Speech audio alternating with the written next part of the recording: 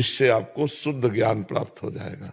जब बुद्धि पवित्र होगी तो ज्ञान चक्षु प्रकट हो जाएंगे। तो जो कामनाएं हैं ये असत हैं, इनकी पूर्ति होना आवश्यक बात नहीं है, कामनाओं की निवृत्ति होना आवश्यक बात है। ये लोग समझ नहीं पा रहे।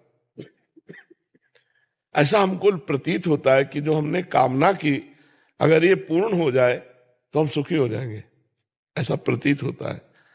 लेकिन हमने जो जो कामना की और जो जो पूर्ण हो गई, तो क्या हम शांत हो गए? क्या हम तृप्त हो गए? क्या फिर वही बढ़ती चली जाती। तो हमको इन पर ब्रेक मारना होगा।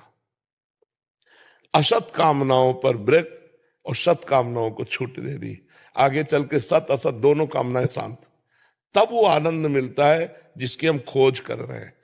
जाहि न चाहिए कबहु कछु, जाहि न चाहिए कबहु कछु, तुम सन सहज सने बसो निरंतर तासुर शोराउर निजगे। जिसे कभी कुछ नहीं चाहिए उसका भगवान से सहज प्रेम होता है, और जिसका भगवान से सहज प्रेम होता है भगवान उसके हृदय को एक क्षण के लिए भी कभी नहीं छोड़ते। और जिसके हृदय में ही परमानंद सिंधु भगवान प्रकाशित हो गए, अब उसे कौन से सुख की जरूरत रह गई?